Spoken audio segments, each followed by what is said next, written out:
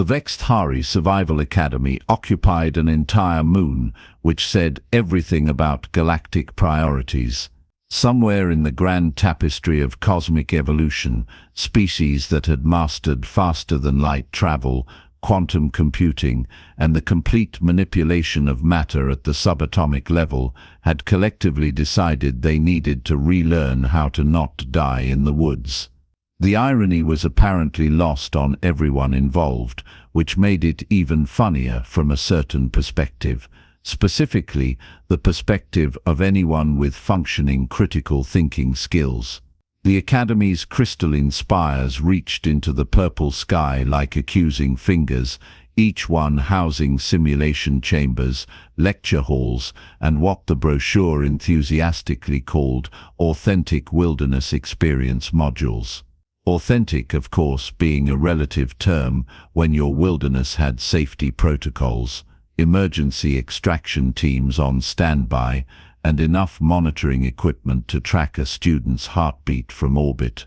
But semantics aside, the Vex'thari Academy held its reputation tighter than a Corvan held its credit chips, and that reputation stated, in no uncertain terms, that graduates could survive anywhere in the galaxy. The current cohort represented the usual cross-section of species wealthy enough to afford tuition and paranoid enough to think they might actually need these skills someday. 12 students in total, each one presumably imagining scenarios where their family's considerable resources somehow vanished and left them stranded on a hostile world. Unlikely, absolutely, impossible. Well, space was big and weird things happened. The galaxy had a documented history of unlikely circumstances, from merchant vessels getting caught in ion storms to diplomatic missions going sideways on uncharted worlds. Someone, somewhere, had decided that rich kids should know how to survive without their trust funds, and thus the Academy existed. Class instruction fell to Krelvos, a Zentari whose crystalline exoskeleton refracted light in a way that suggested both superiority and fragility. He carried himself with the particular confidence of someone who had read extensively about survival but had probably never missed a meal in his life. His teaching methodology relied heavily on PowerPoint presentations. Yes, PowerPoint had somehow survived 12,000 years and 300 alien civilizations because the universe had a sense of humor after all, and condescending remarks delivered in a tone that made students question their life choices. Today, Krelvos announced, his voice chiming like expensive glassware, "You face the Torith 9 challenge." The assembled students tried to look appropriately serious. Miptar, a Quillix whose 4 arms constantly fidgeted with various tools and devices, checked her supply pack for the 7th time. The Quillix had evolved on a world where multitasking wasn't an advantage but a requirement for survival, which meant Miptar could simultaneously worry about 4 different things at once. Currently she was worried about food, shelter, water, and whether her 3rd left arm was developing a repetitive stress injury. Beside her, Threshna made the closest approximation to attentiveness that a photosynthetic being could manage. The Cloran's green-tinted skin already absorbed ambient light, which meant she spent most lectures literally glowing with accumulated energy. Her species had solved the food problem 3 million years ago by simply cutting out the middle organism and going straight to solar power. In theory, this made her perfectly suited for wilderness survival. In practice, well, clouds existed. Vex, just Vex, because Erythi didn't do surnames, floated in her containment suit, a being of semi-coherent gas held together by technology and presumably willpower. Her species had transcended physical limitations so thoroughly that survival mostly meant keeping the suit batteries charged.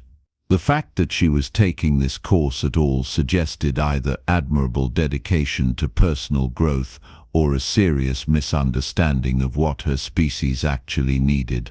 And then there was Marcus Wei. human, standard configuration, brown hair, average height, carrying the kind of worn backpack that suggested it had actually been places rather than purchased yesterday from an outfitter charging by the logo. He was by any measurable standard the least impressive organism in the room. No exoskeleton, no extra limbs, no photosynthesis, no energy-based existence, just skin, bones and the galaxy's most disappointing evolutionary advantages, moderate intelligence and the ability to sweat. Krelvors continued his briefing with the enthusiasm of someone reading terms and conditions aloud. Torith 9 is classified as a Class 4 wilderness environment, oxygen-nitrogen atmosphere, Earth standard gravity, temperature range of 15 to 30 degrees Celsius. Your challenge, survive 48 hours with the supplies provided. He paused dramatically, which would have been more effective if everyone hadn't already known what he was going to say. And most critically, no hunting. Torith 9's ecosystem is protected under preservation protocols.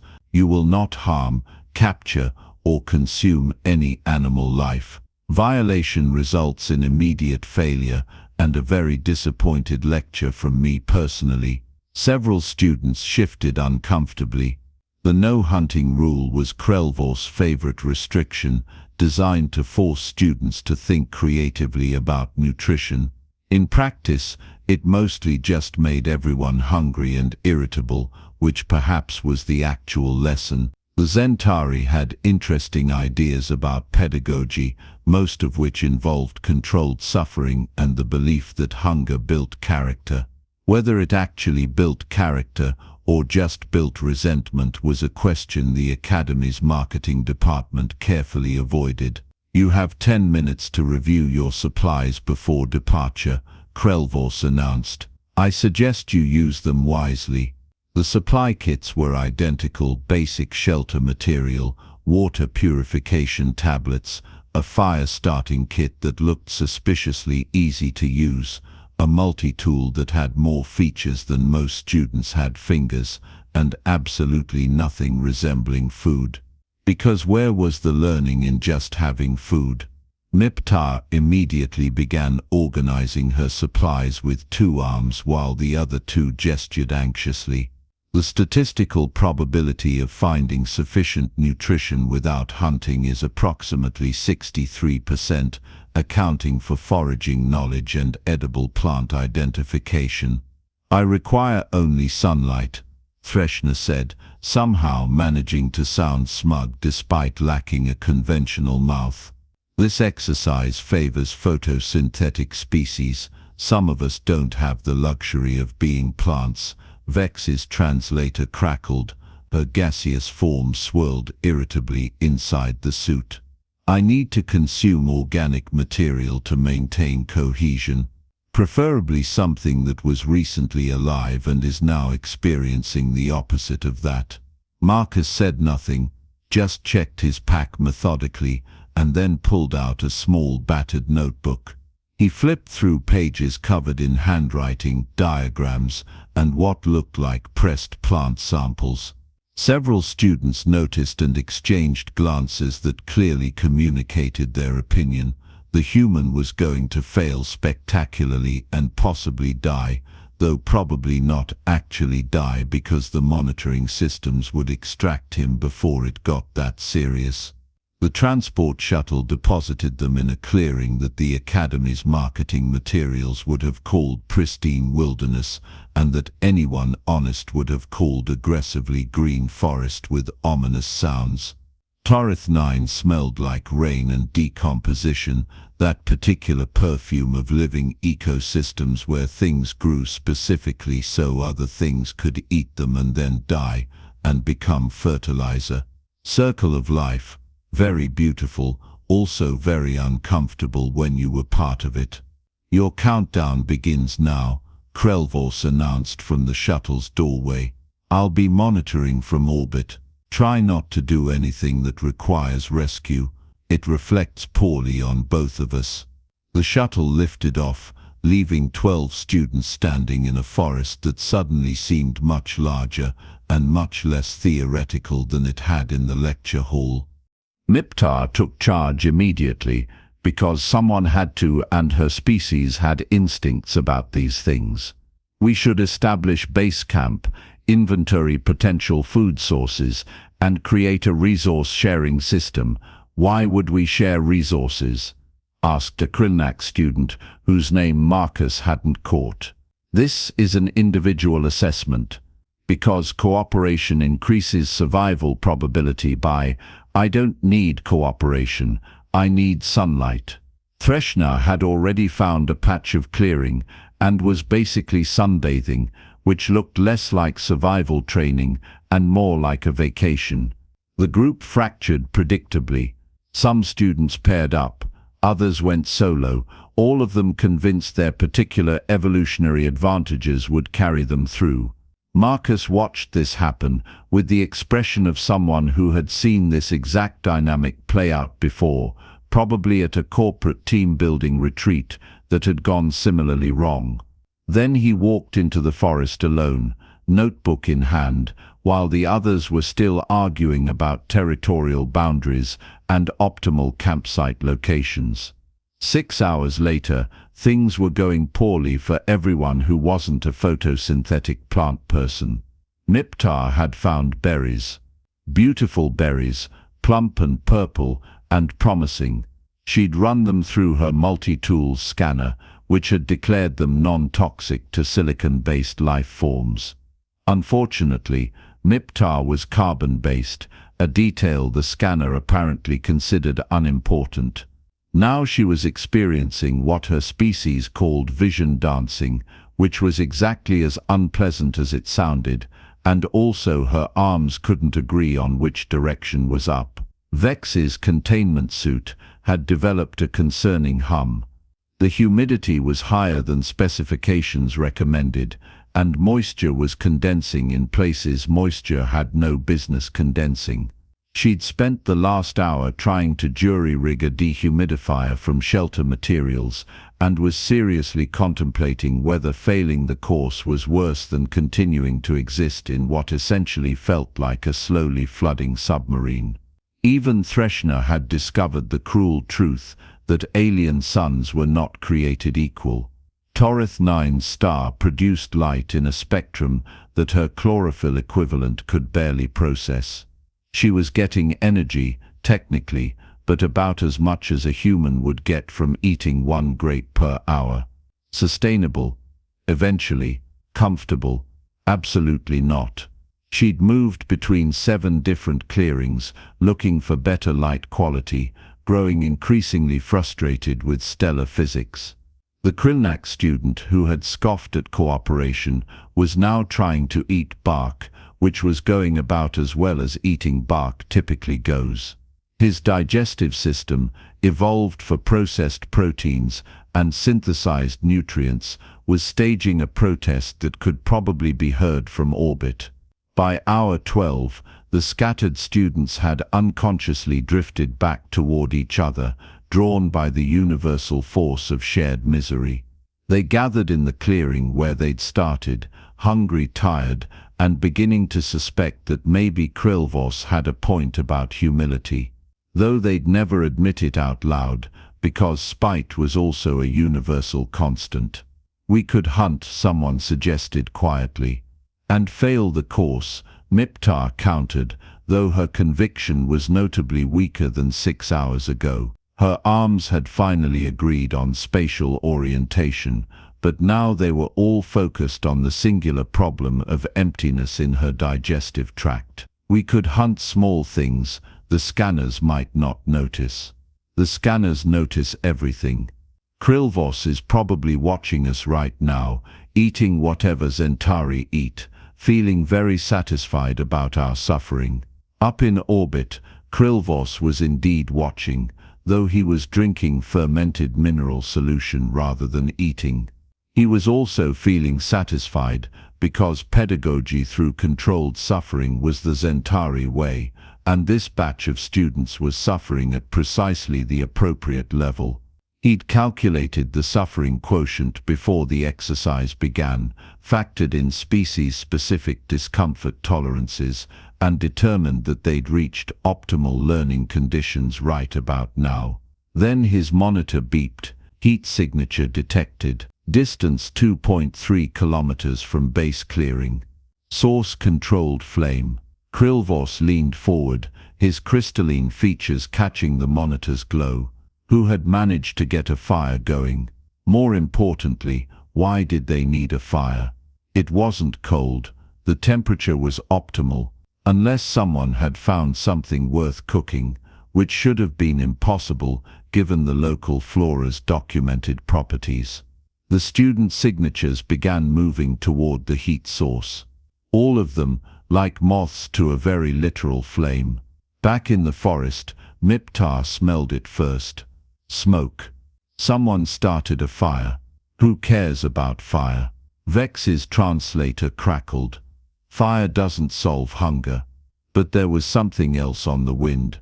Something that made even Threshner, who didn't technically need to eat, drift curiously toward the source.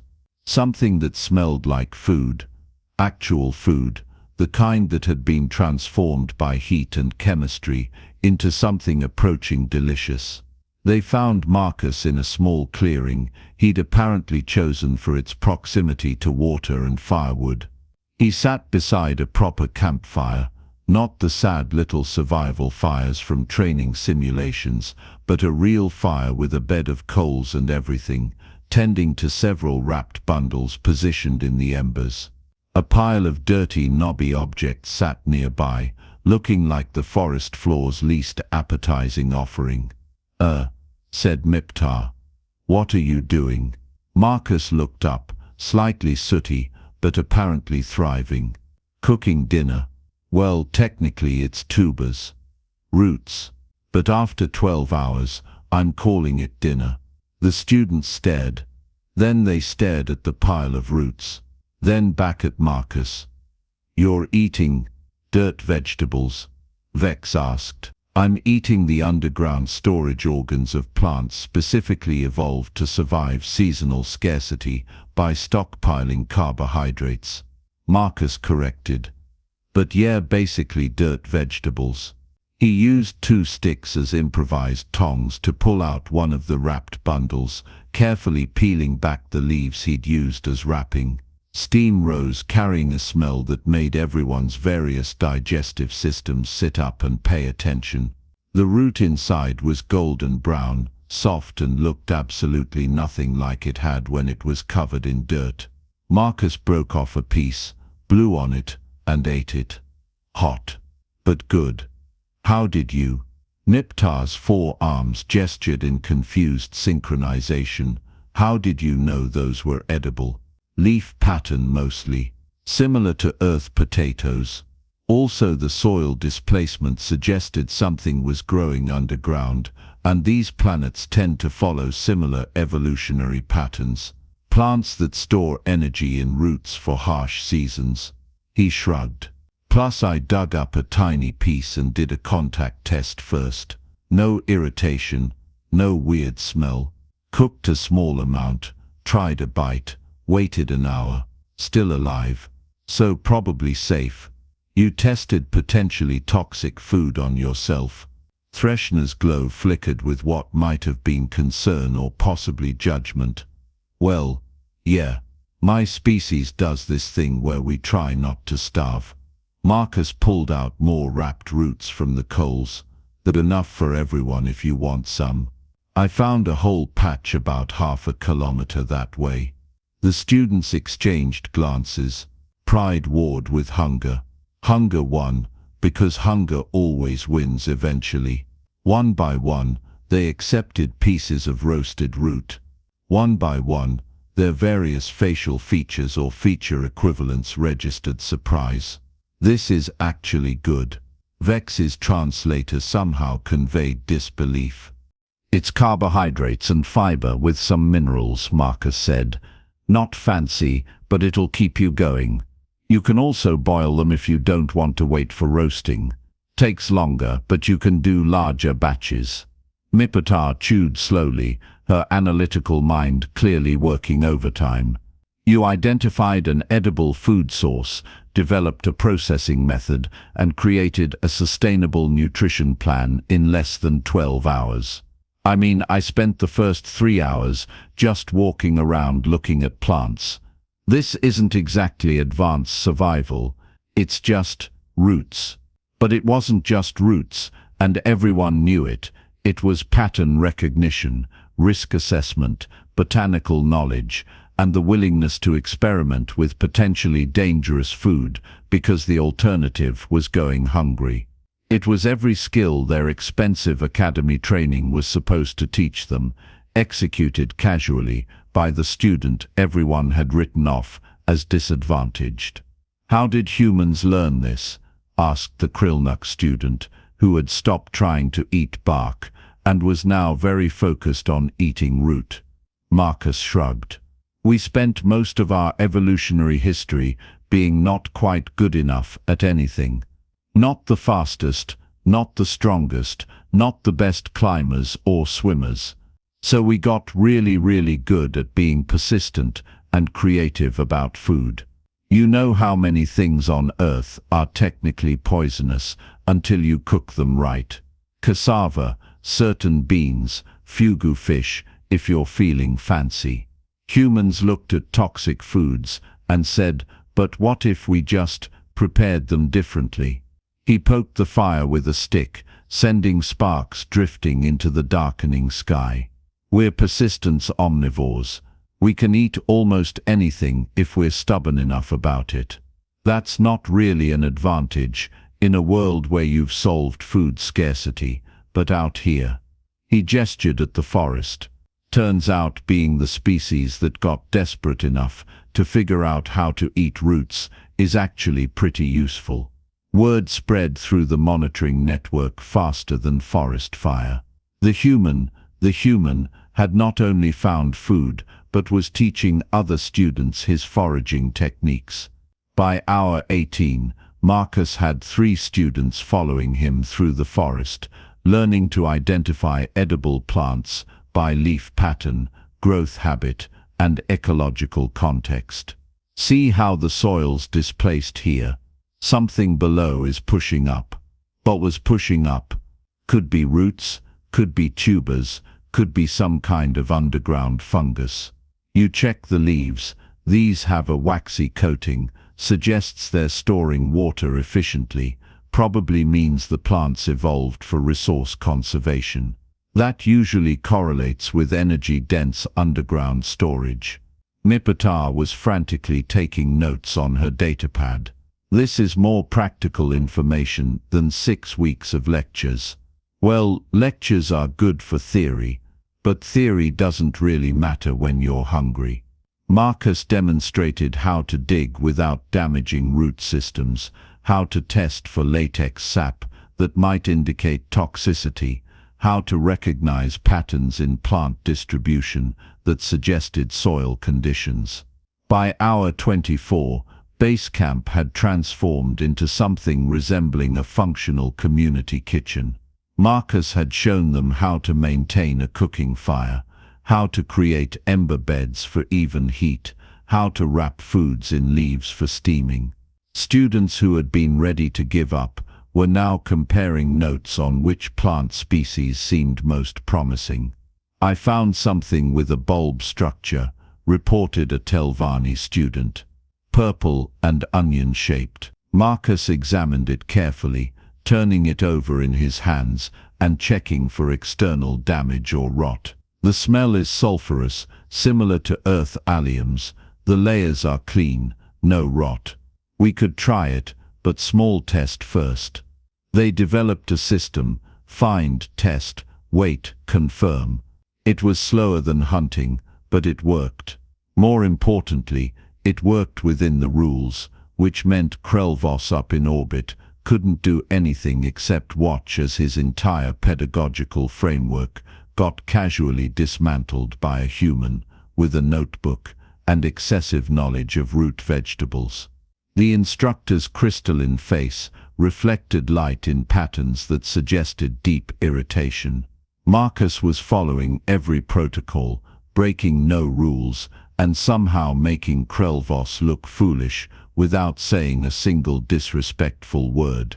It was infuriating. It was also technically perfect course performance.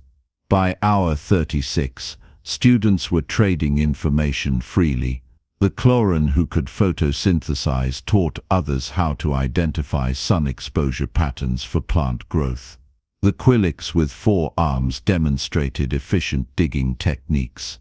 Vex, whose suit had finally dried out, used her gaseous nature to detect chemical signatures in soil that might indicate water sources or nutrient concentrations. Marcus coordinated it all with the casual competence of someone who had done this before, probably many times, probably starting in childhood, when other species were still learning to operate their hovercrafts.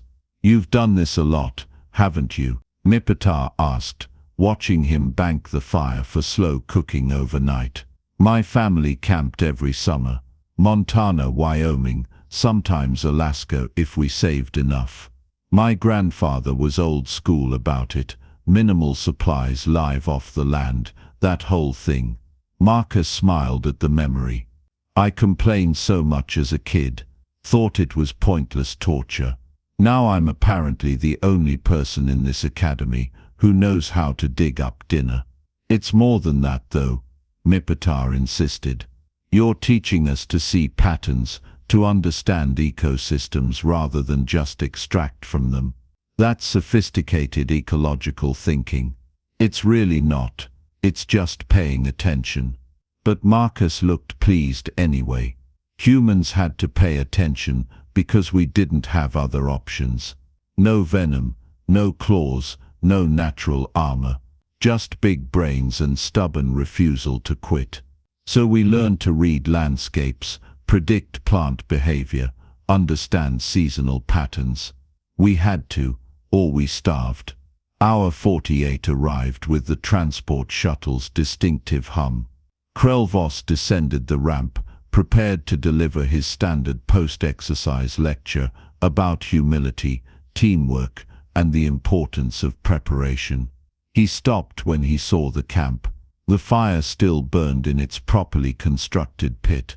Gathered roots lay sorted by type and edibility. Students looked tired but healthy, sitting in a loose circle that suggested actual cooperation rather than the usual desperate competition. And there, in the center, was Marcus Wei, demonstrating something to a fascinated Threshner. "The human," Krelvos said, his voice chiming with barely suppressed annoyance, "appears to have completed the exercise satisfactorily." "Marcus taught us to forage," Mipitar said, her 4 arms gesturing enthusiastically. "We found 17 edible plant species. We've documented their locations, growth patterns, and preparation methods. We'd like to submit this as a group project for extra credit." Krelvos's crystalline structure refracted light in a way that suggested he was considering several responses and hating all of them. "Finally, the Academy does not offer extra credit for route identification." "Maybe it should," Vex suggested, her gaseous form swirling confidently. "Seems more useful than most of what we've learned." The shuttle ride back was quiet. Krelvos sat in the cockpit, staring at his evaluation forms and trying to figure out how to write "perfectly followed all protocols" while making me question my entire teaching methodology.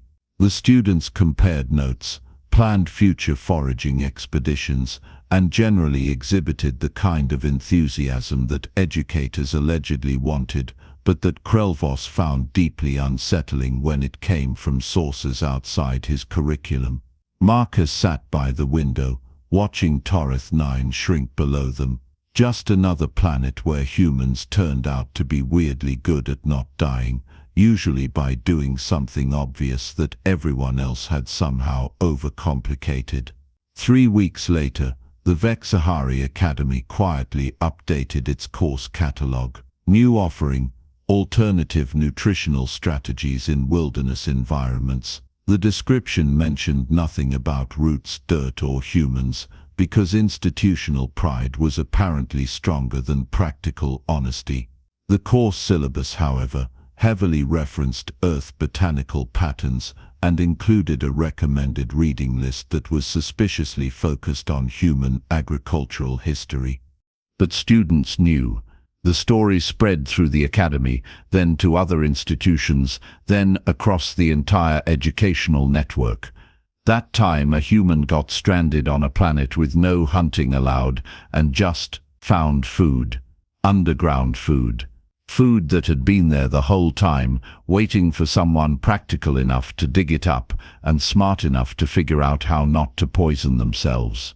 The galaxy's most advanced civilizations, with their quantum computers and matter replicators and post-scarcity economies, had needed a human to teach them about roots.